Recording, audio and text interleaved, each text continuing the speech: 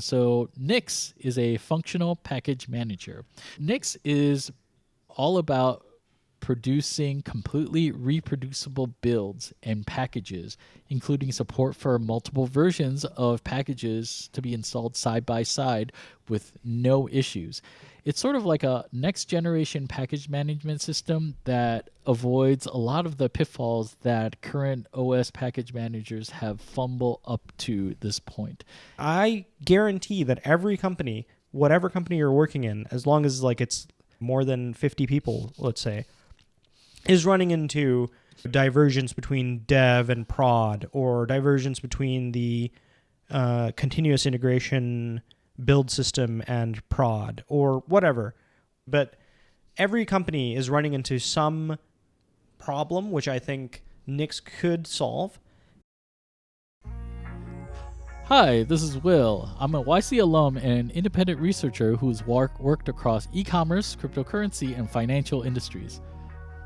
And I'm Sri. I'm a YC alum and a research engineer focused on natural language processing for search. Welcome to the Technium, where we talk about the edge of technology and what we can build with it. An optimistic look at the road ahead. We're two guys discussing edgy, fringe, and overlooked technologies over a couple of drinks. And so our show has 4 segments. First, we give a high-level outline of what the technology is. Then 2, we talk about what it can do today. Then we let our imagination and optimism take over and see how the world would change if the technology is readily adopted and everywhere. And lastly, if we believe in this future, how can we take a position on it? We can't be experts in everything that we cover, so if you got insights on the topic, just let us know in the comments. So be sure to check out our audio versions on Apple Podcasts, Spotify, so you can go about your day as you listen. But first, in the spirit of shooting the shit over some drinks, Sri, what are we drinking today? Today I've got June Shine, hard kombucha, acai berry flavor. Oh, hard. Hard, yes. Yeah. Mine is not so hard. Mine is suika. It's basically just watermelon sugar water. And if you look in the back, it's just a lot of sugar. So hopefully we will get our game on with our drinks, talking about our topic this week. Yeah, that's exciting. So what are we talking about this week? So this week we are talking about Nix, the package management. So Nix is a functional package manager. So what does that mean? And so Nix is basically all about producing completely reproducible builds and packages, including support for multiple versions of packages to be installed side by side with no issues. It's sort of like a next generation package management system that avoids a lot of the pitfalls that current OS package managers have fumbled up to this point. And that's pretty much the gist of it. I take it like any other software developer that has built their own projects from scratch. You've had experience using package managers, and and the chuckling is from experience, where I'm sure you've experienced problems of one matter or another, and it doesn't even have to be your own software projects, right? Just using other people's software, using package managers to try to install on your computer, like sometimes it just does not work and you're like, oh, what the hell? And then you go to Stack Overflow to try to Google, like, what is wrong with this combination of this package with my OS and some combination, and then there's some like incantation of config file or something that you got to do, and then it works and you really have no idea why.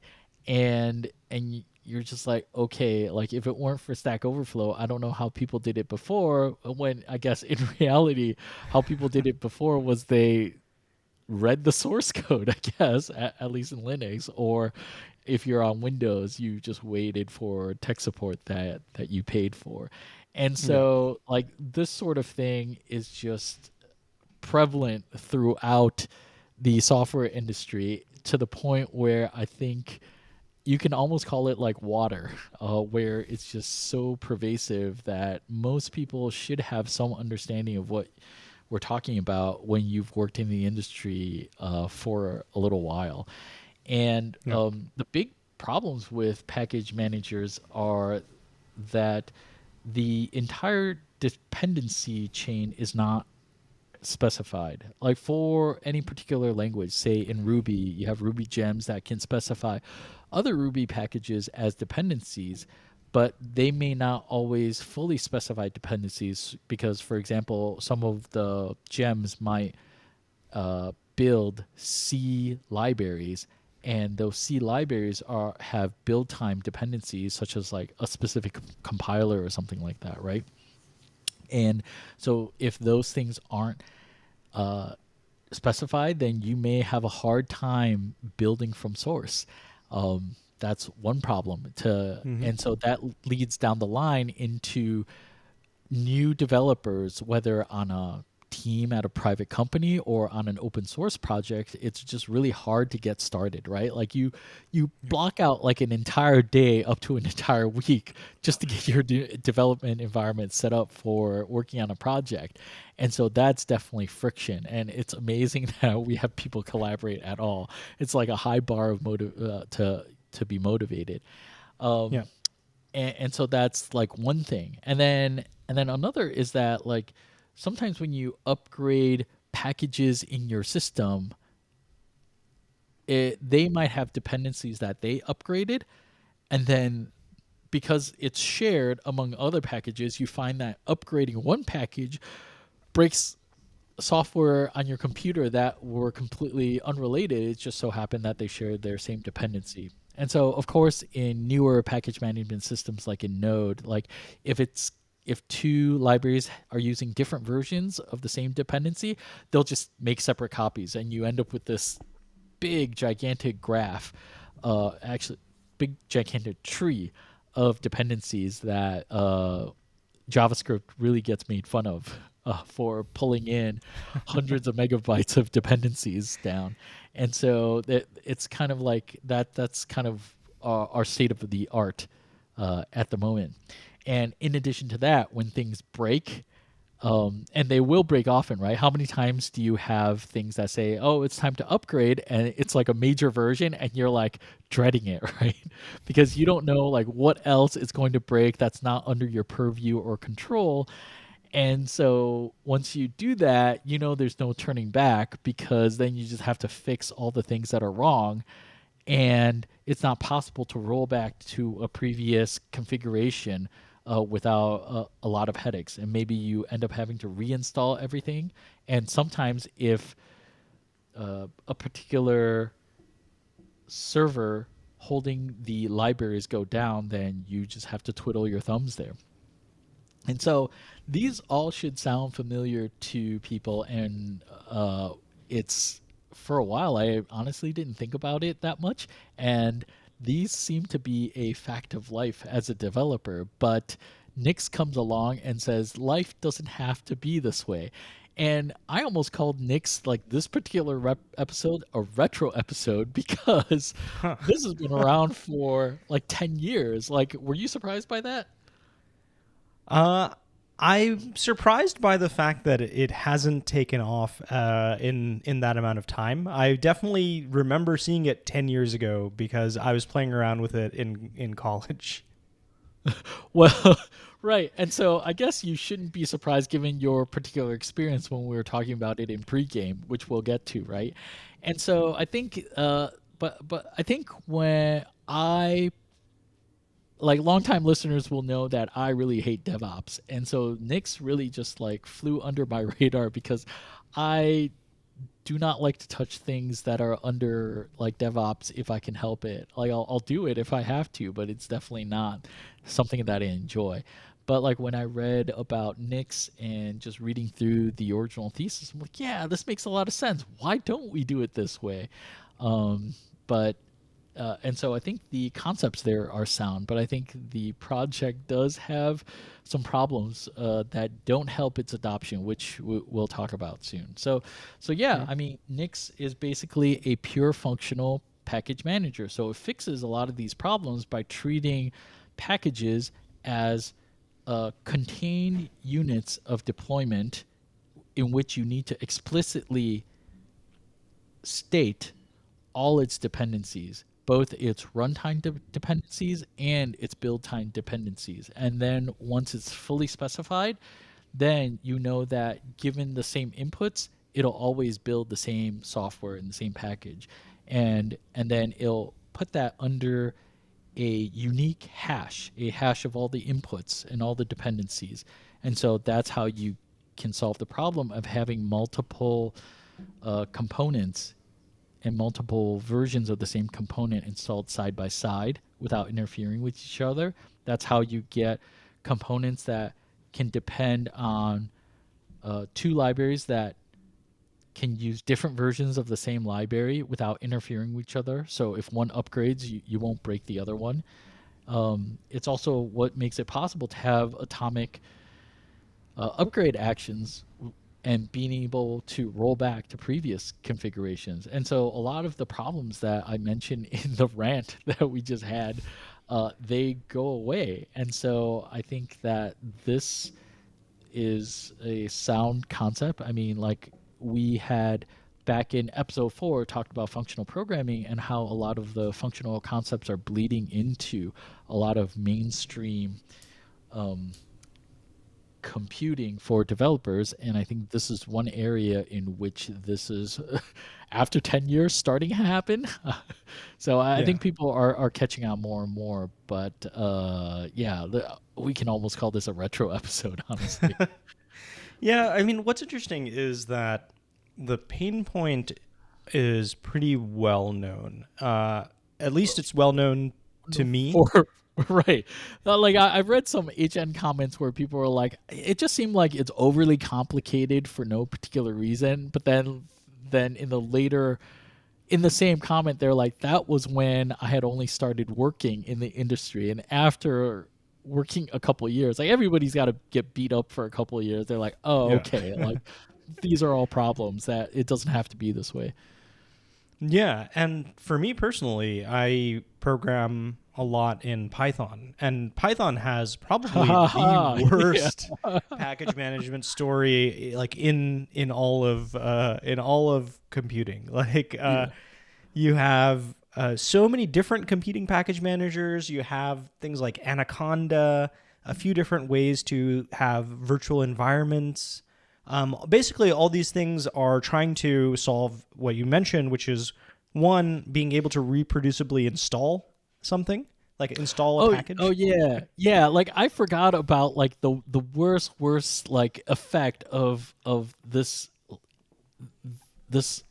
accidental complexity we have for ourselves. Like how many of you heard of, well, it worked on my computer? Like you just want to strangle the person that does that, right? And so when you have pure functional when you have pure functional package managers, that should never happen ever again. You should have reproducible builds. So if it works on one computer, it should work on the other computer because like all the dependencies are specified. So that should go away. One of the best descriptions that I heard about motivating Nix is that everything on your computer implicitly depends on a whole bunch of things, but you just don't know about it. So when you're building something, you're depending on your operating system, the particular version of your operating system. It might ship with certain libraries, like the version of GCC, for example, the C compiler. It might ship different versions of libc or a variety of other libraries like that are commonly linked in. And so if you don't know what those are and you don't pin those versions, then if you are running a slightly different version of your OS than your buddy sitting next to you and you both run the same script, then you will actually have different outcomes.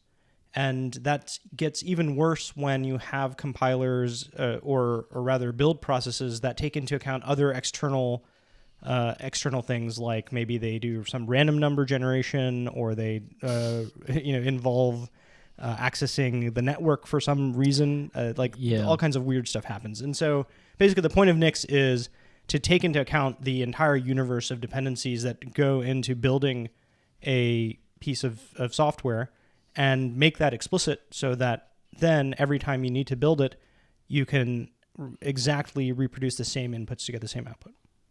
Yeah, I mean, like, sometimes I wonder why we keep a Git history, because if you've ever gone back in history to a previous commit and try to like start your software, like it never works. Like I've never gotten it to work well beyond like, so I'm like, why do we keep this stuff around? But like presumably with reproducible builds, you should be able to, because like sometimes like for some reason the strange mix of like packages aren't quite the same as they used to be, and so like it just never works. And so this way it'd be cool to be able to go back to, for nostalgic reasons I guess, like spin up old versions of your to-do app that you spent I don't know, or like company software, like what if you work at Shopify, spin up like Shopify from 2000 and I don't know 15 or something, and click around or take a couple screenshots for a talk that you're doing, right?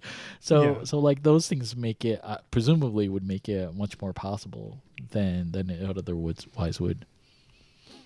Yeah, definitely. And actually, not just that. Sometimes there's just software that is completely just lost to time.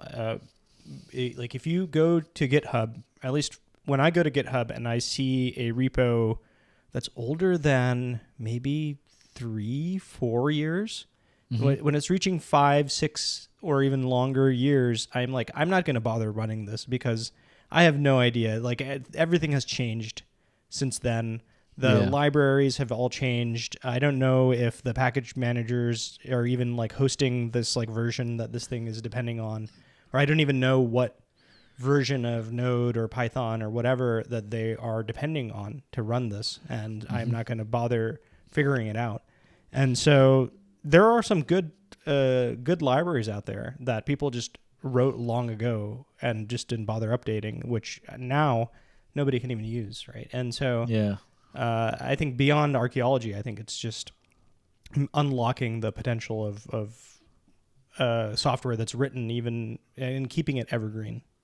Yeah, it's funny that we have a term called bit rot, because like technically bits don't rot, but it's really just that the context in which a computer exists changes around it, and if we can actually fix by like meaning freeze all that, then it should technically work. Like it shouldn't technically rot, right? Yeah, exactly. I mean, it's really, really interesting because I think that the ideas behind Nix have shown up in a few different places. When I was researching Nix for this episode, there was a lot of debate or confusion around when would someone use Nix versus something like Docker. And Yeah. I think it's a reasonable confusion because Docker is now widely accepted in our industry, and it uses very similar concepts. The idea that Docker is trying to solve is potentially related to Nix in that Docker it was solving the how do you have reproducible OS environments, which actually Nix also is in the business of as well. But Right. so prior to Docker, the way that you'd set up machines is that you would spin up a virtual environment or an EC2 instance or something, or a virtual machine or something like this, and then you would At run. least in the 2000s. I didn't know how far back you were going to go. Spin Yeah, up in the the diesel 2000s. generator. Yeah, the diesel generator with the server in the back. No. So, Right. yes, spin up Immediately EC2 before instance. Docker, what Right, you would right, right. have is you might have a VM or something, and you'd spin it up, and you would have these scripts that you would run, and they would download all the packages that you would want, and put some files across the file system, and specify some services, et cetera, et cetera. The problem is that this was a very fragile process. You couldn't actually get this to reliably work a lot of the time, and so Docker solved this by basically saying a Docker file is a set of steps that in which you specify all the dependency chain, right? So you have this OS as your base layer. You have, install this package, put these files, and then it spits out something that you can run over and over again, and that comes out in the same exact state. So people have bought into that idea, and basically Nix is in the same business, right? So Nix works in a very, very similar way in that you specify all of the libraries, the universe of things that should be on your computer or just in order to run some particular project, let's say, and then it'll spit out a perfect kind of hermetically sealed environment, and it'll have everything that you need to run. So I think it's not too far-fetched of an idea anymore, I think. Hopefully not, but that wasn't the sense that I got from reading HN comments, and so I don't know. I think the adoption is starting to ramp up, even though this has been around for a while. I mean, some of the big players have started to use it, such as Shopify and Replit is a smaller startup, but I mean they're making waves. I mean, making waves about Nix in the forums in which developers pay attention. So I want to say that optimistically, another 5 years, I think a lot of people will probably start to hear about it. Yeah. I don't know. I think I'm always 5 to 6 years a little too early on everything. So that's my usual guess. I feel like I'm completely late to Nix also, but given the sentiment, that's my take. Well, I think both Replit and Shopify have been really getting into it in the past maybe 1 to 2 years. Yeah. There's a great series of videos on YouTube by the Shopify team about how they use Nix, and I thought it was really. Put it in the show notes. You'll put it in the show notes. Yeah, I thought it was really interesting. Basically, they have a huge service, like a monolithic app that runs Shopify. It's a monolithic Rails app, and it needs all types of SQL servers or database servers, as well as other variety of message queues and other things in order to actually successfully run this.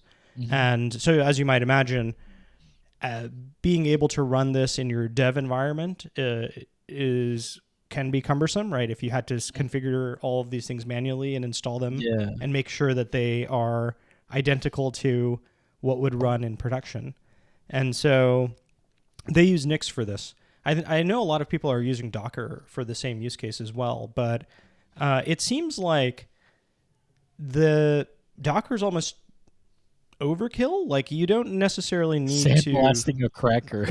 Yeah, exactly. It's you don't need to pretend like you have an entirely different operating system in order to run this one service. You basically just need all of its dependencies there, right? That's all you need. Yeah, in some ways, I can't say that I love Docker. I like the isolation that it gives it, and I've tried to use it like you described, as a way to isolate development dependencies so that I don't have to help spin up other people on their computers.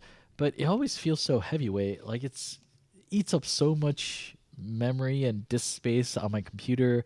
Yep. And before I got the M1, it was just always spinning my fan. And I guess Nix, it's just using the OS natively, and it's not like it has another layer. It's almost like a hack on top of the current layer, but it's when you're running the software, it's on that layer itself. It's not like another VM on top or anything like that.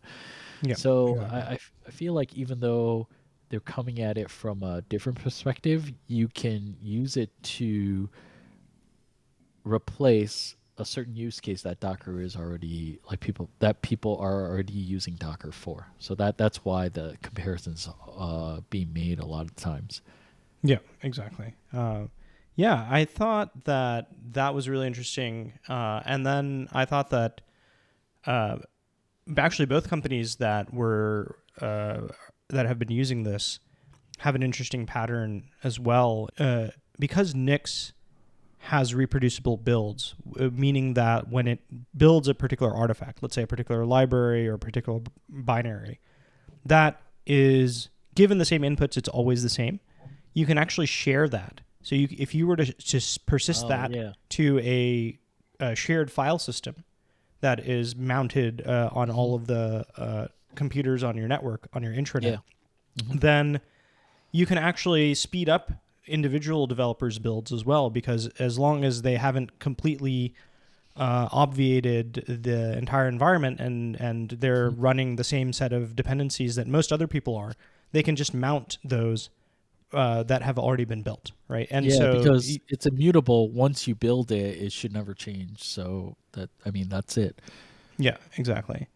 Yeah, so I thought that was also powerful. That's sort of the I don't know. It almost feels like kind of a network effects type thing, like where you now the more people within your company or your team are using Nix, you get to share things like this. Whereas, like previously, if you built something on your own computer, it's not so easy that you could just like drop it in a folder and have someone download that and run it, because it might not capture all of the dependencies that it needs in order to run. Whereas Nix, of course, does, and so it unlocks that capability as well. Yeah, this is. It seems like we already slid into the next segment of our podcast, which is like, what does it do? Let us do that's new. Like this does remind me that if these packages and package environments and applications are so readily available on the network, one thing is that you could spin up cluster software much more easily. So like, like it's hard enough to set up software on one machine. But if you have things that are reproducible builds, it's much easier to spin up other things. Like right now we use images for something like that, or we have a Docker container, right? But like you could easily do this sort of thing with reproducible builds. You could just spin up whatever servers to bring servers up and down. And also, it makes it easy to set it up for continuous integration, like for development. And like I mentioned, for developer environments, so no more it only works on my machine, and it's easier to onboard teammates and get everybody set up really quick. I was also thinking like it probably should lead to way less Stack Overflow posts, and I wonder if like somebody, I don't know, maybe with dataset or something like graphs Stack Overflow posts of this nature over time with the adoption of Nix, whether they're like anti-correlated at all. That would be interesting to see. Like my assumption would be that it would be the case, but who knows? Like we create all sorts of accidental complexity for ourselves. But that would be my take on it. Yeah. Okay. So have you ever had to change your laptop? How long does it take you to like regain your productivity when you upgrade your if machine? I like buy a new laptop and then, I mean, I set up the basic stuff and then let everything else flow in slowly, but it takes at least a week, I want to say. Yeah. Yeah, for me as well. And it's such a pain too, because I know some of the things that need to be done in order to like that I should just do right off the bat. Yeah. But there's like 100 other things which I don't remember that I have done to my computer, which I only find out incrementally when I try to do something, and then I'm like, oh, that's not there. I need to now install this, and you just sort of like tumble your way through until you like finally get things working. And the opposite is true too. There's plenty of things that I've tried that I don't use anymore. I'm looking on my disk space like, what is this thing? Well, apparently, like I installed GHC a while back to try this thing out, and now it's just sitting on my hard drive doing nothing. Right? GHC is the Gazlow Haskell compiler. Like even though I talk about functional programming in Haskell, I don't actually program in Haskell all that often. But like it's just sitting on my computer doing nothing. And with Nix, like what you can do is you can just garbage collect packages, and it'll, because it knows all the dependencies, if you're not using something actively, it can just garbage collect that. Yeah. Yeah, so that's actually really cool just in terms of unlocking people's productivity when they have to upgrade their machines, which as an individual it doesn't happen all that often. Like maybe you change your laptop or whatever machine every 2 years. But imagine you have a group of 100 people. Probably a good number of those people are going through this process at any given time, right? Just based on how probability works. And so, uh, And the shittier your company with the higher turnovers, the more this is happening. Is this what you're saying? well, yeah, no, but even if you have the same 100 people at any given time, there's a good possibility that some amount of those people are undergoing this process of low Hmm. productivity, right? It's the same argument for you have like computers or hard disks that only fail once every 2 years, but if you have 100 of them, that at any given Yeah, time one of those is failing, right? And yeah, yeah. so yeah, so I think like that, just from a team perspective, this could be a huge boost. And then I think the other thing is that's interesting is that a lot of the reason why developers are so there are two camps on developer environments. There's one set of people who are maximalists, and they say, I have my Vim exactly in this way, or even like Emacs is even more like those guys like have their perfectly tuned environments, and they'll never want to give that up, right? And Hmm. and that's how they're productive, and that enables them to be productive. Yeah. And I think that Nix can help those folks because if they were to specify their configurations in Nix, then they would be able to have that environment anywhere. Like they could go to even like some other machine, some temporary loaner machine, and if Hmm. it had Nix enabled, they could say install my Nix configuration, and they'd bring up basically an environment that would be identical to their handcrafted environment. Yeah, yeah. I mean, definitely. Like right now, the I think the more common use cases that I see is for that is for a particular project. So, like a particular project might specify all its package dependencies, so you can carry it from machine to machine, from teammate to teammate. But you're Yeah. saying for like one individual person, you can carry your own thing regardless of project from machine to machine. And Yeah, so so, so Nix yeah. has a offshoot Hmm. project called Home Manager, which Oh, okay. is basically like how people have lots of dot files in their home Yeah, directory, which yeah, yeah, specify their editor configuration or all the variety hmm, of software. So it's basically yeah, Home Manager's dot files, but specified in the Nix OS. So I think they could help those people. And then I think there's the other camp of people who are minimalists in that they yeah. say, I refuse to use any customization on my development environment because I can't guarantee that I will have that in Right. an emergency when I need to SSH into some other computer or whatever. Yeah, why get used to the good stuff when you aren't sure that it's going to be there? So I might as well live poor, stay poor, that sort of thing. Yeah, exactly. And I Yeah, think that maybe some of those people are just doing that out of fear or because they know that they can't have reproducible environments, yeah. and so No, I mean, I this solves that understand as the well. sentiment because, like, I am tempted to learn the Dvorak keyboard, but knowing me, like, there's so many other keyboards that I have to switch to sometimes. It'd just be a waste because I can't carry my Dvorak keyboard with me. So maybe with complete Nix OS, you can carry that configuration with you so that you can use your Dvorak keyboard key bindings on any computer that you go to, Yeah. presumably, right? So, but yeah, like speaking of which, like I think one of the new things and admittedly confusing things about the whole Nix project is that they call different aspects of Nix.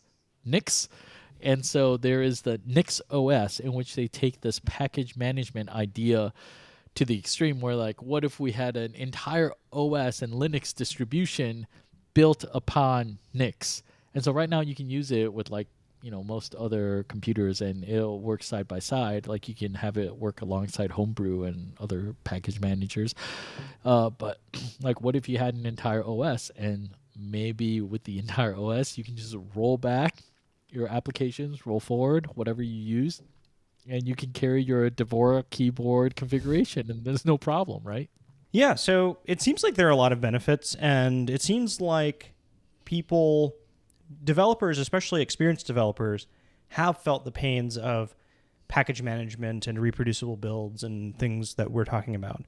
But why do you think that Nix hasn't taken off? Well, so like I mentioned earlier, I've read through a bunch of Hacker News and Lobster comments on Nix over the years, and it's as you said. I think people just find it hard to learn, and that the learning curve is steep.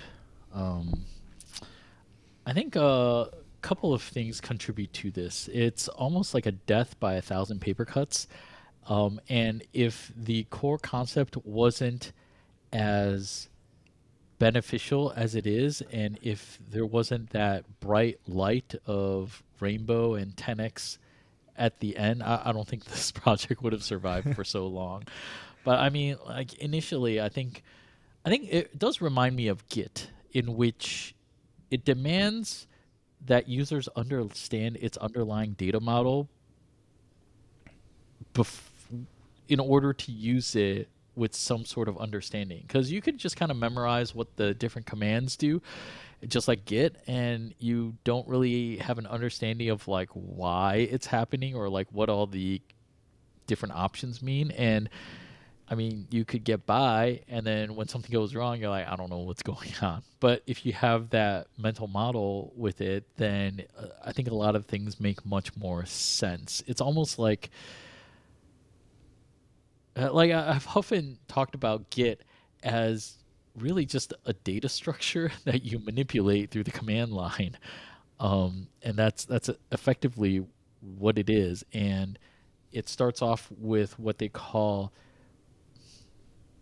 plumbing commands, which like basically like close to the metal, and then they've Mm-hmm. layered some more user friendly or developer experience centric commands on top, basically closer to the domain level that you are working at with repositories, and they call these porcelain, plumbing porcelain. Yeah, yeah, yeah. And so I think it is with Nix, that its commands are relying on the user to have a good mental model of its data model in order to operate it with some understanding. And so I think that requires people that adopt it to put in a fair amount of work to go look at what these concepts are. It's not like anything else that people have used before. So I think that's one thing. And then Mm. the second thing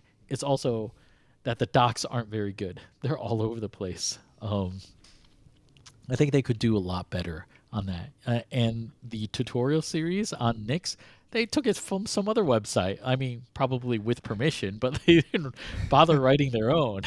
And so I really think that really hampers their adoption rate. I think they could do a lot better on the docs. And I think lastly, for some of the things in functional programming or functional ideas, they only tend to get merit once you've been burned a lot, I want to say. Mm. And so I don't want to say it's only like senior engineers that see the value in this sort of stuff, but I want to say for some of the things, you don't really see the pain until you've scaled beyond your like mental comprehension for how complex some of these systems are. And so anything that you can to tamp down the complexity is something that you gravitate towards as you've gained more experience. At least that's my personal opinion. So those Yeah. are the some of the things that I see as barriers to adoption for Nix, because like functional programming ideas are still not quite mainstream, even though it's starting to bleed out. People don't necessarily call them by their functional names. But yeah, like I think pre-gaming, you're calling it like you might put spinach in the pizza, but as Yeah. long as you don't tell them there's spinach in pizza, people will just eat it anyway. And so it is with functional programming, right? Yeah, exactly. Yeah, and I think people are using things that are quite functional in nature. So Docker is maybe one. You can kind of think of it as functional inspired. It's not necessarily, but even things like React pull a lot of inspiration from functional programming. Yeah. So we're Definitely. seeing it infiltrate. But yeah, all of those kind of sneak it in. They don't say, hey, this is a functional inspired paradigm or something like that. They kind of just sell the domain benefit. Yeah. Yeah, maybe Nix shouldn't even call themselves like a functional package manager because people are like, Yeah. what does that even mean? Right. So it took us Yeah. like 22 minutes or 20 minutes to 30 minutes to explain all that. Yeah, exactly. So I think that's one. I remember using Nix like almost 10 years ago. And at that time, I was also bit by the first thing that you were talking about, which is that you have to understand the underlying data model. Yeah. So many people might be able to relate to this, but Git is a good example because, like, more concretely, there's the plumbing and the porcelain, like you said, but like you're fine. You can interact with the porcelain just fine for day-to-day stuff, but sometimes something goes wrong, right? So you install something and there's some conflict, or I don't know, something just happens. You want to Yeah. do something slightly unconventional because you found yourself in some kind of situation. And then very quickly, once you pass the very basic set of 5 commands that everybody knows, then you're in this like weird world where you're like looking at the like Git ref log and Yeah, this ref thing, log. I was gonna. like this kind of stuff, which like you have to understand, like these are like a tree and it has these like chunks which like refer to each other. That's for Git.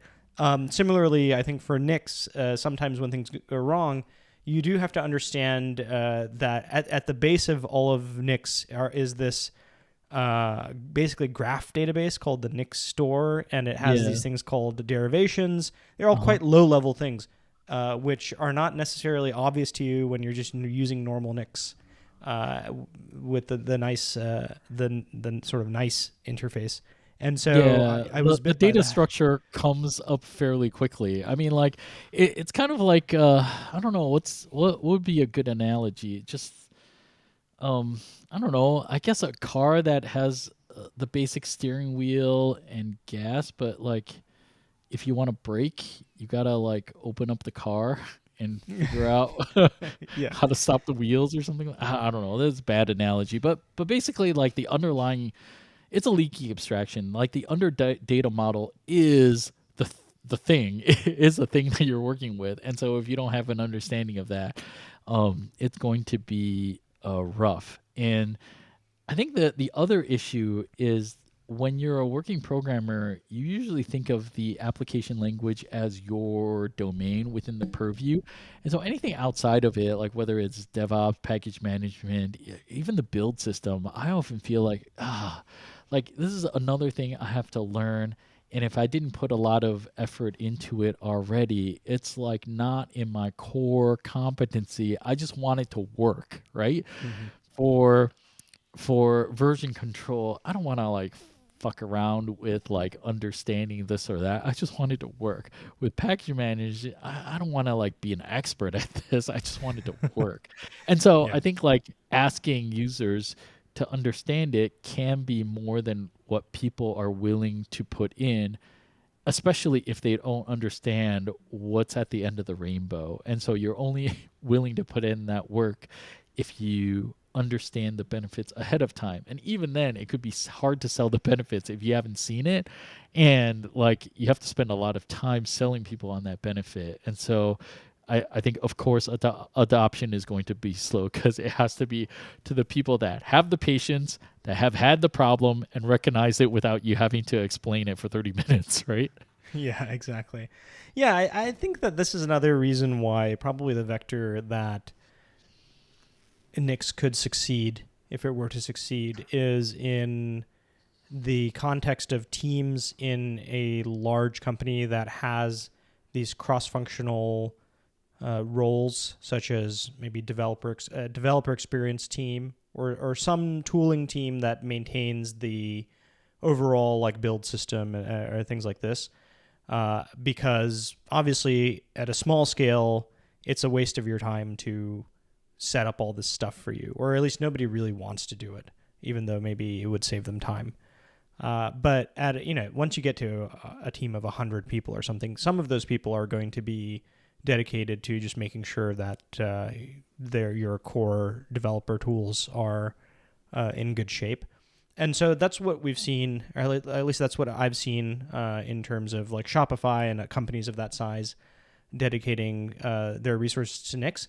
I think the gap there is that until recently, until like I was reading these like engineering blogs, Nix never really talked about the benefits that it solved for like enterprise, or for like a company. Oh, they sort of were just like, hey, wouldn't it be really cool if you could just like reproducibly build things?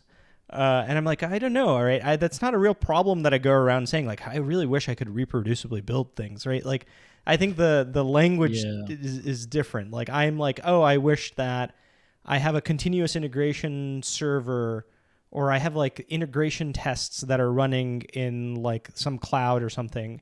And those integration tests are always like flaky, and it works just fine when I run it. But when I push, my integration tests are broken, and it like slows everybody down because we can't do a deploy, right? Like, these are the kinds of things that like companies struggle with, and Nix can solve, but they don't talk about it. Yeah, or like the supply chain security. Like, that's a big thing now, especially after the whole left pad debacle and subsequent stuff. I mean, when every package is immutable, then you don't, and there's effectively, well, are they signed? I don't think they're signed, but like, if somebody's changing bits in your package, because the hash would be wrong, right? Yeah, exactly. And so effectively, it's one way to be more sure that the package that you're installing is what the builders of the package intended, right? And so somebody can't just sneak in arbitrary code in your dependencies without you knowing about it. And that's like yet another thing that's new that we can do with Nix, but it's a risk in current package management systems that we all take just for granted. I guess it's like the early days of the internet, where people were like, well, everybody's kind of in it for the same reason. I don't think we should worry too much about security. And then Robert Morris goes and writes the Morris worms, and people are like, okay, maybe we need to worry a little bit about this, right? Yeah, exactly. And I think, I mean, this is a big thing that's growing. Like, now you have all these vulnerabilities that have cool names, right? Like Heartbleed, right. which everybody was freaking out about. Like, everybody had to audit their software to make sure that their OpenSSL library wasn't that version that was affected by Heartbleed and things. And every year now, there's going to be a nice fancy new hack with a cool name and a logo. It's bugs as product launches. Yeah, exactly. So like, in this world where you have like cool branding for bugs, and there's some like cachet in finding them, or even in making them, like, I think as a CTO, that's the business case that Nix can solve, and specifically for like vulnerabilities like this. So there are two cases that we're maybe conflating here. For the left pad thing, the risk, the attack vector there was that it wasn't that an intruder came and infiltrated the company systems. What actually happened is that somebody just the owner of that package pushed a new version of that package, which was basically broken or removed some functionality. It just broke everybody's builds. Everybody who depended on that Node.js package then were unable to run their program or whatever. Yeah, not just directly, but every other library that depended on that broke up the chain. And so everything that depended on it eventually just broke, because the owner of the package decided to break it on purpose. Yeah, And exactly. so Nix with immutable packages, like the once a version is built, it's on the server, and the only way to break it is, I guess, to delete it. And so once it's there and it's built and it's buildable, then as long as the server's up, then you should always be able to download it. And then if you have a local cache, you should always be able to depend on it and use it. Yeah, and so that's one. And then for something where it's like Heartbleed, where it's not necessarily that there was an update that broke things, but rather that there is an existing version which is vulnerable, and that vulnerability has only recently been found, then I think Nix can help in that.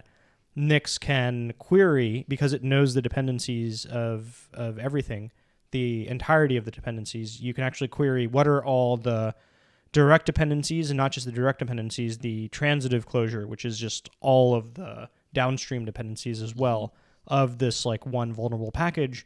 And then you can say, oh, well, this server is affected because, it's running this binary. This server is going to be affected. It's running this other binary, and we need to patch them. And so it kind of gives you a roadmap rather than having to kind of manually audit every single piece of your software and say, oh, well, did we happen to link OpenSSL here? Or not even just did we link it? Did some of our libraries that we depend on somewhere also link it? You can actually just find that out just by asking Nix.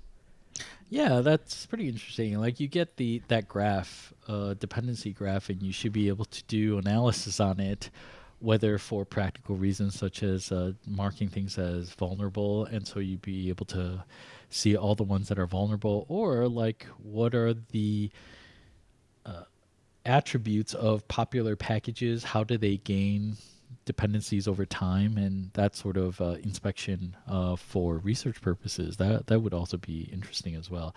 And so I think like in summary, I think there's a lot of benefits to what Nix can provide just based on the functional, like taking pure functional programming as an idea into DevOps, but it's got a lot of stuff holding it back, namely its documentation. And so I think really like the Nix team find ways to write documentation, I guess. I mean, the unsolicited opinion of two guys having a drink on an undiscovered podcast, but like for posterity, I think that would be my unsolicited penny for their thoughts, I guess. Like what do you think? How would people get over that hump for using Nix, I guess, besides listening to this podcast as step one? Yeah. I mean, as much as I hate to say it, it's basically the same thing. I think that once there are a few of these early adopters, if you go to any enterprise website, they never tell you what the hell their software does, but they have this like solutions page, right? And the solutions page like tells you all kinds of things, like it's useful in this industry, it's useful in this industry, and just tells you this like stories. And I never understood those. But I think that Nix could use a solutions page.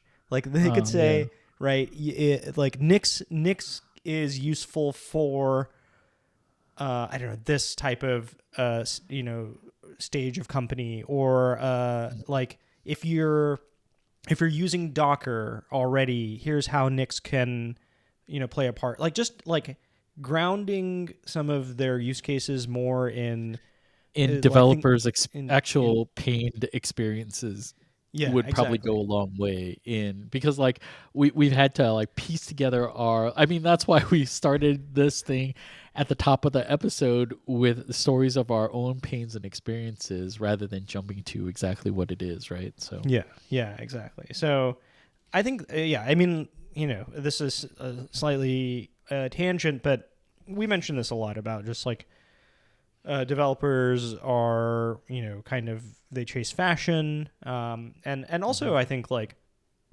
thinking about everything that you encounter from first principles is not possible. Like there's just too many new things coming out there. There's too much to know. Like you're, as an individual developer with a job to be done, you're not just going to go to some random project page and like delve into its philosophy and figure out like what it can do for you. You just pattern match very quickly. Yeah, there that does exist. Not to say that it doesn't, but like you can't do that for everything, and nobody's gonna not everyone that comes across Nix is gonna do that for Nix. So, yeah, you Yeah. want to make it easier for people, and so I think that's definitely something that'll help.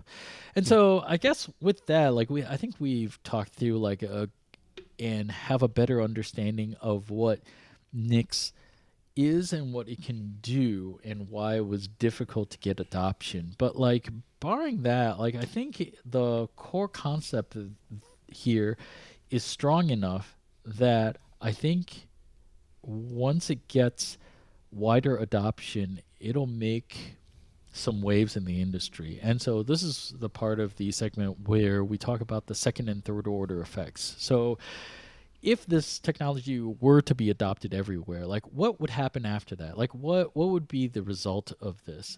And I was thinking that one thing is probably that it'll help spearhead the adoption of more functional programming concepts. And I Uh-huh. mean, these things are bleeding everywhere. And so we've already talked about that. And where, with functional programming, I think people get distracted by the types where like immutability is the star here. And so I think more and more people will see how immutability is beneficial and start to adopt it in other places where we don't have it. So I think that's one thing. But then like squinting Oh, my actually, let brain. me let me make a Yeah, plug here that like I yeah, think we're yeah. taking it for granted, but this might be new to people. If you're interested, we do have a episode functional Oh yes. programming everywhere, which you should watch, and then I think another interesting one that is centered around immutability is the unison programming language Hmm. episode, which you should also check out, and also just subscribe if you Oh like what you yes. hear. Right. Exactly. Yeah, and so I think definitely like we've talked about some of these concepts before, and Nix is kind of a nice tie-in into these themes that we've talked about in previous episodes. But then I think kind of thinking a little bit further along, one thing that I thought about was if Nix was more readily adopted across the board, it would make it easier for digital archaeology, because right now you have a lot of people whose hobby projects are to revive, say, the Alto or the old Macintoshes, and they go to extreme lengths not just to restore their hardware but also the software. And oftentimes, even just on my like 10-year-old laptop, like I can't find software that works for it, and I'm just like praying that like like I can find versions that work on it, or I can build it from source. And it was nice when I couldn't for this open source project. I wanted to run it, but there was no pre-built binaries for something that old, the 2011 MacBook, and so I was able to build it from source. And so I can imagine there's plenty of things that aren't available for a computer the older that it gets.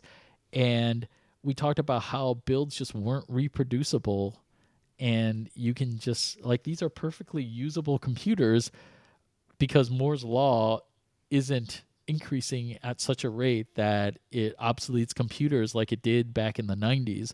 So I think it's the software that needs catching up. And so you have perfectly usable hardware devices that if there was software that can cater to it without great cost to everybody else, I mean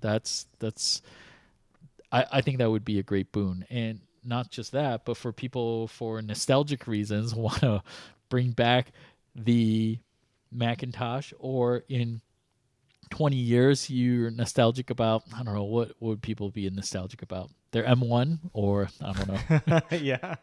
Yeah, like you want to restore it and get it running again. Well, definitely like like people are definitely nostalgic for consoles, but I mean that's outside the purview. So maybe something Hmm. like the Xbox. Xbox runs Windows, and so I guess like Nix runs Windows can run on Windows as well, and so you could be Yeah. able to restore your Xbox. just fine, and that would be very good. And so we'd be able to reuse a lot of the hardware that we have for smaller tasks in our day-to-day lives. Yeah, actually, I think a big use case for this um, could be video games as well. I think in two ways. One is it might be possible to run video games that are a little bit older.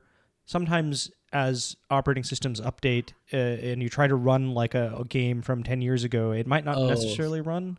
well, you could run an emulator, maybe. Well, so you could run an emulator, or maybe if what's missing is just that so the risk here is that some programs might rely on things like dynamic linking, like they expect Hmm. that your operating system exposes some library, which then they can just find at runtime.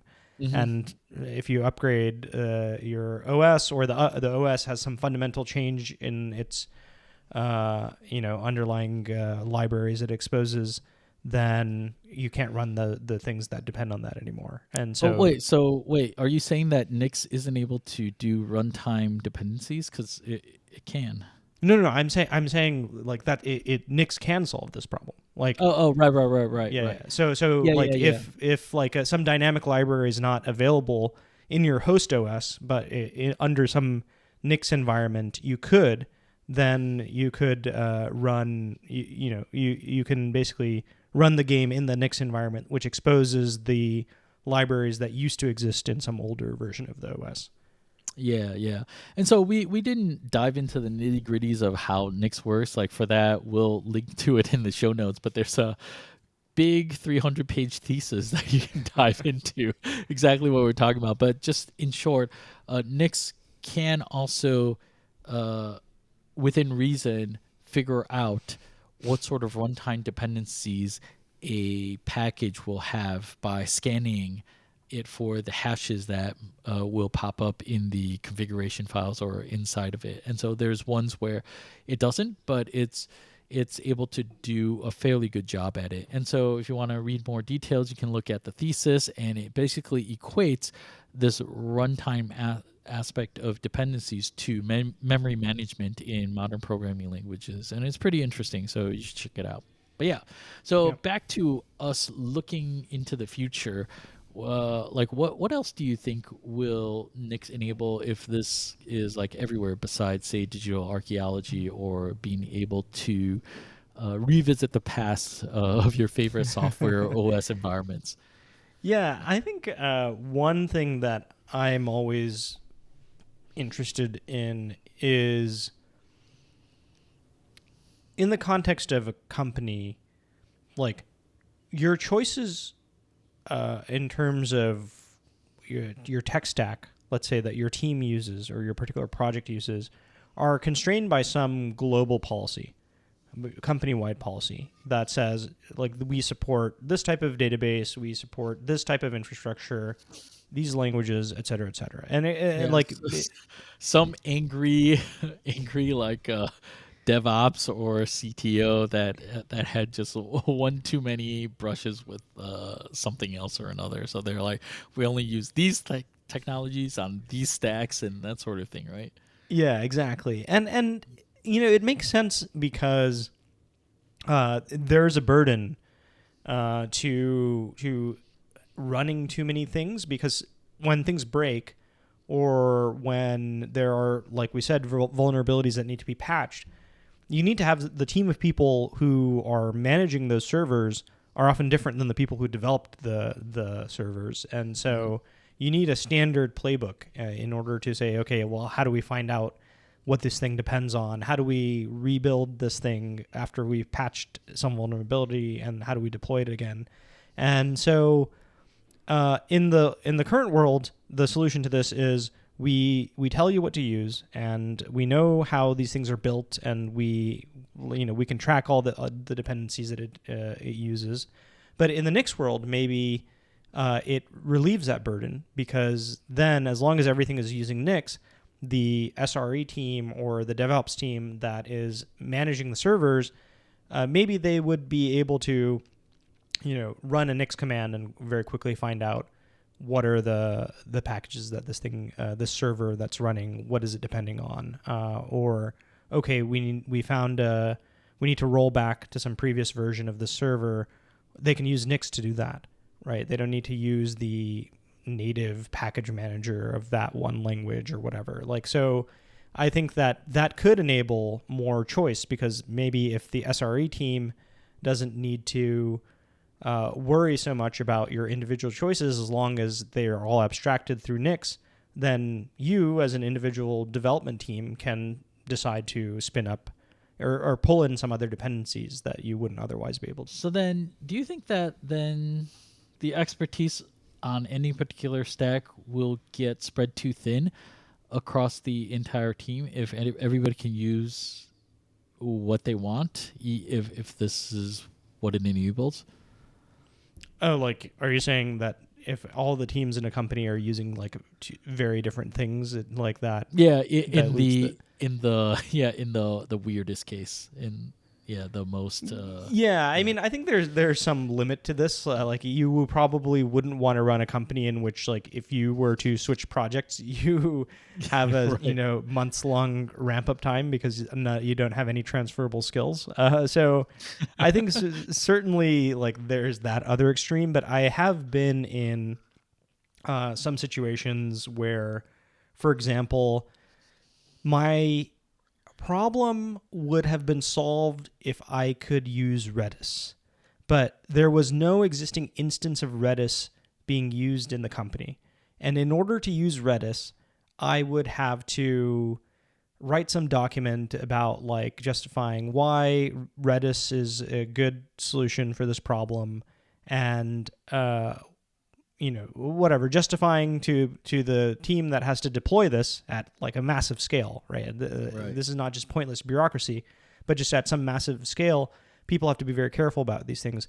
And so my choice there, actually, in that particular project was, I guess I'm not going to use Redis because this is going to be a big waste of time, and I can sort of fumble my way through life without it, Aha, that means you write your own Redis. That was the choice you came to, right? That was the conclusion. Let's write it in-house, guys. Yeah, basically. Or I sort of hacked together, basically a poor man's Redis, I guess. Yeah. If I had Nix, I would basically be able to specify Redis as a dependency and be able to just show the DevOps team, okay, this is how I've pulled it in. This is the version that it's running. And if it needs to be upgraded, it needs to be rolled back, whatever it is, they have the tools that they need to do it. Right? They don't need to go learn all of the tools and best practices for yet another dependency.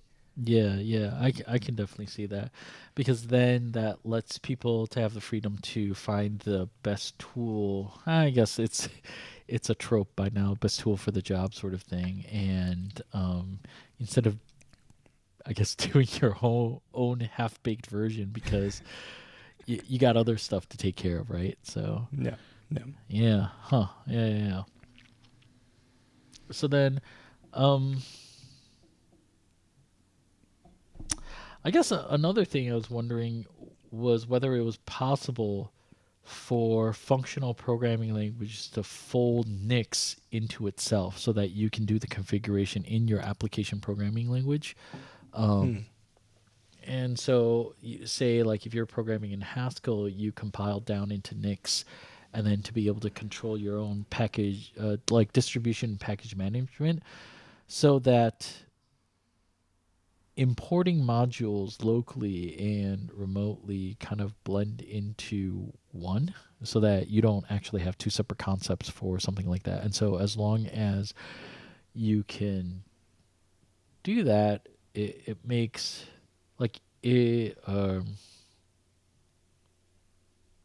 the deployment of the software would be folded into the story of the application programming language, because oftentimes we think of it as two different things, right? Where I write the program, but then it's out of the purview of the application programming language to say exactly how this will be deployed. And so maybe that's another thing that can happen, where I guess it's the return of full stack developer. Are you saying basically something like whenever you do import or require something in your language, that somehow translates to adding a Nix dependency on that package or something like Yeah, that? yeah, kind of like that, where like the mechanism for importing local and remote packages become blurred. I guess I'm thinking more along the lines, kind of like in terms of back in our Unison episode, in which in Unison the code is completely pure functional. So that means every time you change a function, there's another version of it that gets put out there. And so Mm-hmm. one benefit of that is that you can ship code across the network. So you can spin up a cluster and the nodes don't have to be preloaded with any code. They could just be sitting empty Mm-hmm. and you can just ship code over to it and it'll start running what it needs to as a result. And so you'd be able to build these kind of systems, basically like steal the ideas from Unison and then pull it into here, even though you don't have a functional language yourself, like something along those lines. It's kind of a little bit of a fuzzy thought, but basically Mm-hmm. taking that idea, using leveraging Nix in order to implement something similar. Oh, I see. I see. Okay, so basically, like you want to have these shippable functions. Let's say Yeah, the because normally and we think about like code as something that we pre-bake into a machine that we stand up, and then it's the mm-hmm. data that we ship around, or like sitting somewhere, right? And Yeah. so that's kind of how we think about it. But like, what if code? If code was immutable, that means it never changes once it's written. So that means that if something is immutable, you're sure that it won't change out from under you, so you can just ship it around the network to different nodes. And so you should be able to do that with something like Nix. Of course, you wouldn't do it down to the granularity of functions, but with Mm-hmm. packages or like clusters of software, like you should be able to do that. And I guess that's effectively what like Docker tries to achieve, and like Yeah. Nix package managers. And so what I'm saying is normally we think of it as something outside the application code, Mm-hmm. but like if the purview of the application was also to stand up like a distributed cluster as part of its spec, then that might be something that could be helped with Nix. You get what I'm saying, right? Yeah, actually, so I think the just to ground it a little, I think that the most common use case that I've seen this kind of thing is if you're using uh, a like platform as a service, Yeah, yeah, like something where like that. you're like you have your own code, and then basically you're your platform provider has these empty compute clusters Hmm. that can just Yeah. accept your code and run them, right? Hmm. Yeah. And currently, a lot of these are using things like Docker, like you said. But Docker is actually somewhat problematic in this type of environment because it takes a while to spin up a Docker container, Hmm. and a lot of the time, these platform as a service providers will basically page your application out and then spin it up when you get a request or something like that. Yeah. And so basically, Docker is not the end all be all here, but you could potentially run a platform as a service that accepts like these Nixified pieces of Yeah. software, Yeah. and then it can just like maybe just bring it up as quickly as you could process, which is very fast. Does that sound like a startup to you? Yeah, it kind I of does. mean, I mean, is there like a Heroku for Nix packages? Because you could conceivably have a service like Heroku in which you set up like a Nix package something else or another, like it specifies an entire application or mhm. cluster of application, like a suite of things. Like in a typical like web application, you have a whole bunch of servers that are doing stuff together, and so then it takes Nix specifications and you send those, and then that's how they get deployed. That seems completely conceivable, right? No, it's absolutely plausible because there are two things which I see that are already existing, and you just need to combine them together.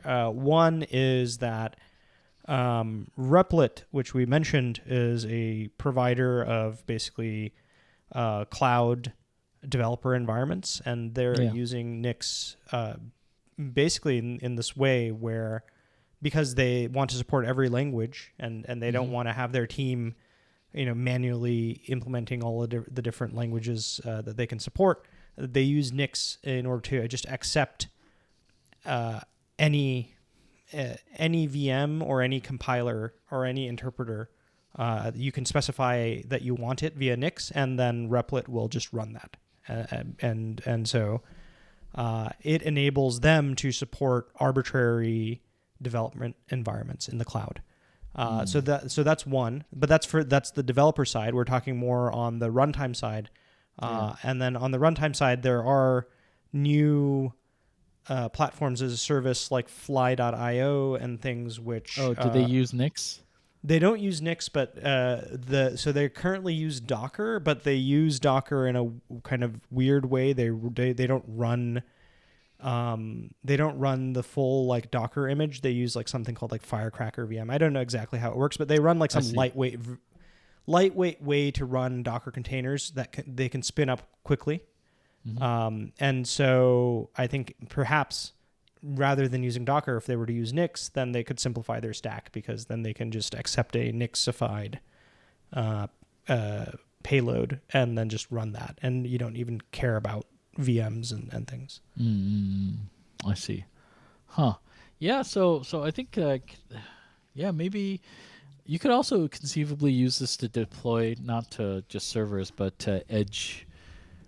I don't know, anywhere you need to deploy stuff, and presumably, for IoT devices, because I think I saw sections where you can use Nix for Raspberry Pis. So I guess unless you're doing like a 6508, I forgot the number, like microcontroller or something like that, you should be able to run Nix on a Raspberry Pi. So that's also conceivable to run this sort of stuff to help manage a cluster of things. I can see where that would make it very helpful.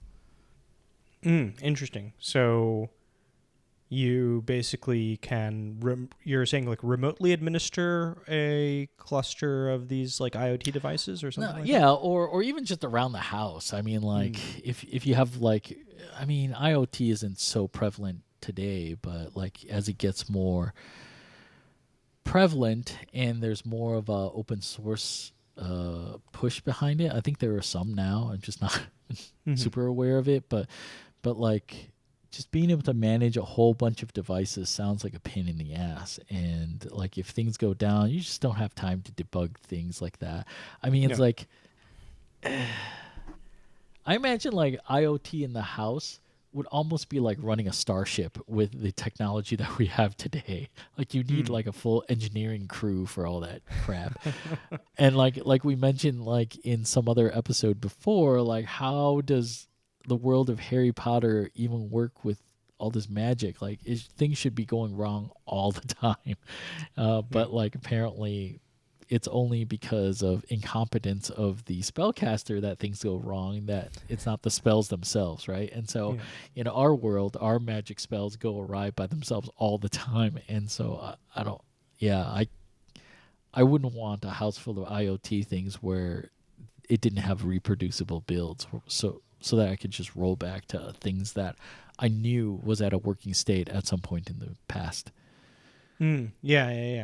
Yeah, I mean, I think IoT. So the way that you describe it is very, very nerdy. Like I can't imagine that a lot of people have a Raspberry Pis running. Or, I would say like it would be more catered towards the people on the self-hosted Reddit or something like that. Not for everyday users, sort of thing. Yeah. Yeah. Well, but I think that's totally valid. But I think that it's possible that there's like an opportunity here to incorporate Nix style capabilities into a consumer OS, or even to consumer style like IoT devices or something like that. So I think one of the reasons why people don't self-host is that system administration is just a huge pain in the ass. Like nobody knows how to do even it. big companies don't want to host, right? Yeah.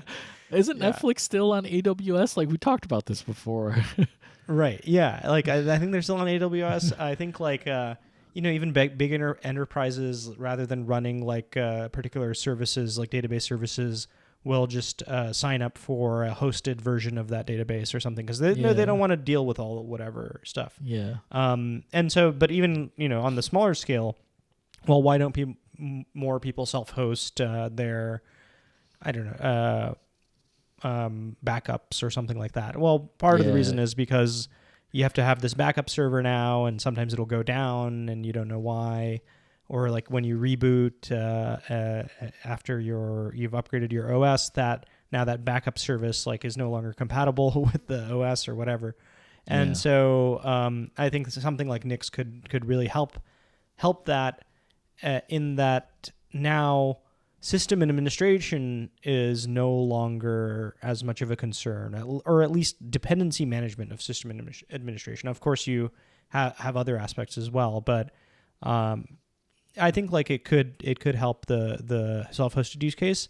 And I also think even besides the home servers use case, even on a consumer operating system, people often tell me, my non-technical friends, that they're scared of updating their OS. On Mac, it'll sort of nag you, or it'll say, hey, I have an update available.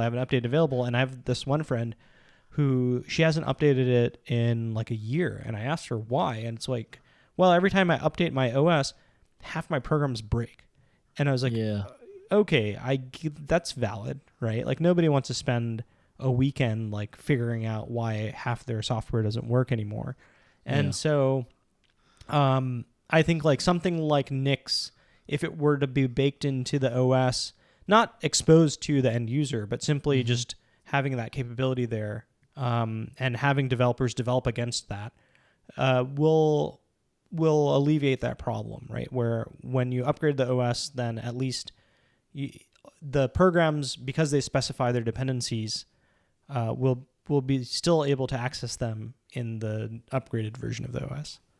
How does that work? Because that means that the old applications would still be able to work. And so that means old version or old parts of the OS are still around to support that old application, right? I mean, there's technically no problem with that, but then I guess it obviates the need for version numbers for the OS, I guess. Yeah, I mean, I think everything is kind of moving towards this. There's a gradient of big version numbers, which the user is aware of because that's a huge big upgrade. And then we've gotten to this world of Chrome and things where they just have constantly updating rolling updates. And I think it's possible that in the future we could get to this world where rather than everything, even at the OS level, particular libraries are able to update out of cycle from let's say the OS overall, because it's possible that you're able to have two separate versions of that library that are accessed independently by different programs via something like Nix. Yeah. Huh. Yeah, I mean, I'm one of those people. I delay my OS upgrade because honestly, I just don't want to mess around with stuff. I'll let other people run the bugs first. Yeah. I don't know that I take a year, but I'm definitely a slow mover on my OS upgrades too. So yeah, I haven't been, I think, as bit by this. I don't know why. But I think especially if you're running things like corporate VPN software, or not VPN software. Those kind of software that, anyway, it's just some enterprise things. A lot of the time, your system administrators will tell you, don't upgrade until we've upgraded all our software because all our tools will break if you update your OS. So I think there are definitely some use cases like that. Yeah. So I think early on we already covered like how can we get to this world, and really it's just get better documentation, guys. Yeah. But snark aside, I think it's really promising. And so if you are a person that believes in the vision of the future that Nix had laid out, like how would you take a position on Nix? I mean, I guess you can install the software, but Yeah. other than that, like what are some of the other things? I mean, we mentioned, hey, start a startup in which you do a Heroku for Nix package management. I mean, hey, listeners, we got great ideas here. So all you Yeah. have to do is just one of them. $1 billion. I don't know There why you we're go. not doing it, but yeah, go for it. Yes. Right? The Yeah. best ideas are the ones that you wish other people were doing. So I mean, we've got our own ideas we're working on, so we're giving away all our other good ideas. no, That's we're what just we're giving away the best ideas, really. they're. Yeah, exactly.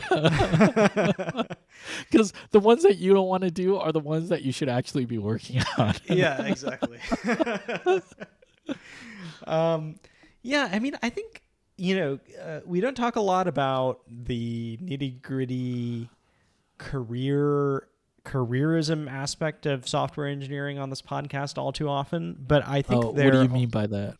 like just there I think a lot of uh, other material talks about how to show impact, how to get a promotion, I as a see. as a Yeah, yeah, software yeah, engineer, yeah, yeah. etc. Right. But I would say that here there are probably a few nice promotion opportunities in somebody who is able to like I mentioned before, I won't belabor it, but like able to connect the benefits of Nix to your company's pain points, because I guarantee that every company, whatever company you're working in, as long as like it's more than 50 people, let's say, is running into diversions between dev and prod, or diversions between the continuous integration build system and prod, or whatever. There may be more specific ones, right? But every company is running into some problem, which I think Nix could solve. And there's now, I think, promise in that big companies like Shopify are taking a bet on it. It's not the biggest risk now.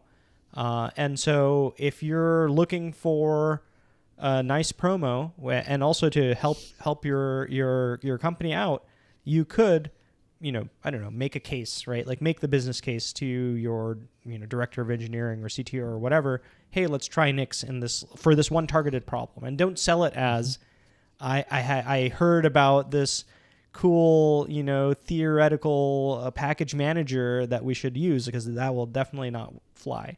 But I think if you can really make that connection and point out the traction that it's already getting, I think you can definitely make an impact, and also make a name for yourself within your company as like a person who's solved a big problem. And tell your CTO that you heard it on the Technium and that he or she should listen also. So. Yeah, exactly. Right. Yeah, I think that's a good point. Like, yeah, definitely we don't talk a lot about the career aspect, but if you're able to make a case to connect the business concerns of a company to what software can do and provide, I think that goes a long way, because definitely too many engineers focus on what's cool, and I get why we're like that. I mean, it's basically our nose for things, but that's not what people use software for. People use software to solve their problems. If they got problems that software can solve, then they're going to sit up and pay attention. But it's up to you to connect the dots for them, because they don't know the other side of things, right? So Yeah. yeah. So I would say that that's probably a good one. I don't know. What would I say?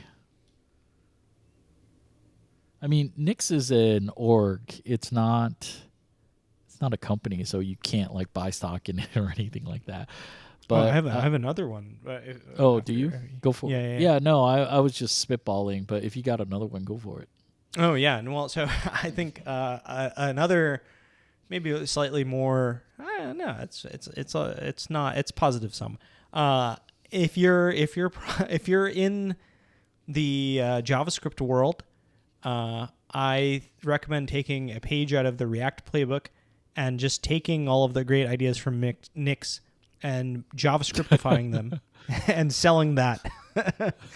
Because JavaScript people love functional programming concepts in in React. Yeah. You just don't tell them, right? Don't tell them where you got it.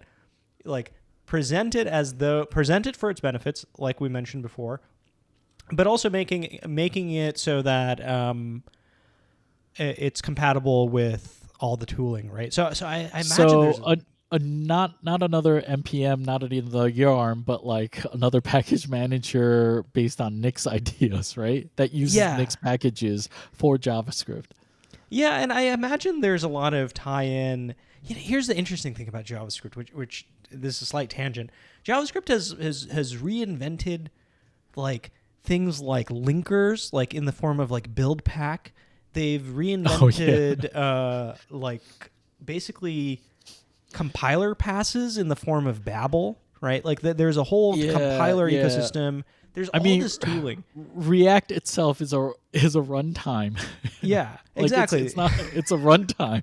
It's got a scheduler inside of it. It's not reactive at all. It's got a scheduler. It's a whole runtime on the front end. Yeah, exactly. So the JavaScript ecosystem, you think about it and it's like, it's just JavaScript, whatever, right? This simple, like, silly toy language. People are less dismissive of JavaScript today, but the ecosystem actually has a lot of tools and libraries and things that it's pulling in, which, if you were to take the Nix concepts and build good integrations, maybe with Webpack, with NPM, with Babel, I don't know, whatever the whole ecosystem that people use. I think it could be or even just obviate it. Like initially you integrate it, but the whole point is to get rid of that complexity because granted, there's so many web pages about how much it takes to get started as a JavaScript developer nowadays. And so if you can get rid of some parts of that stack by building whatever this thing is, then more power to you. But maybe then this is the curse of the 16th standard. So who knows? Yeah. There lies dragon, so beware. Yeah, and every week somebody has a new build pack, web pack killer. I know we try to stay positive, but like there's certain pet peeves of mine. One is NetSuite, and two is Webpack. So there you go. Yeah. But I think this could be a fun exercise, and I think there are almost two camps or tiers of the JavaScript community. One are the working day-to-day folk who couldn't care less about all this, but I do think that there are people like the React team and a few others, future-thinking people who are actively cross-pollinating ideas from functional programming, especially from Clojure and these folks as well. I think there's something here, and I think if you want to, going back to the thing, how can you take a position? If you're in this ecosystem and you're open to functional ideas, I don't know, just steal Nix and just make it in JavaScript. Yeah. There's a whole thesis outlining a lot of things, so just go for it. Yeah. So I think with that, that's our episode. That's the second episode of this season. So if you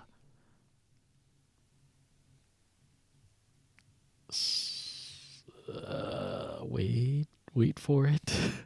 So with that, our optimism and enthusiasm is out of this world. How are you feeling about Nix? Because when I say that, I think this really has potential. And so long-time listeners will know that I am a fan of functional programming. So I think it has a lot of potential to change the way our computing environments are. How about yours? Yeah, I've been bit by all of these problems that we discussed so many times that I just want it to be over, right? And I think the solution is maybe just right in front of our eyes. Right. Yeah. Before you kill your career and go start a farm or something like that, right? Yeah, exactly. So Nix, please save me. Right. So with that, our optimism and enthusiasm is out of this world. So if this episode opened your eyes, check out our other episodes where we talk about other edges of technology, why they're interesting, and what future they point to. Check them out and subscribe. And also be sure to check out our audio versions on Apple Podcasts and Spotify, and write us a review to help bring other Technistas on board. And with that, this is Will. And this is Sri. And we're signing off, and we'll see you next time on the Technium. And so as a short side note, we're releasing our episode this season at a 2-week cadence. So we'll see you bi-weekly. Stay tuned, stay subscribed, and we'll see you soon. All right, take care. Bye-bye.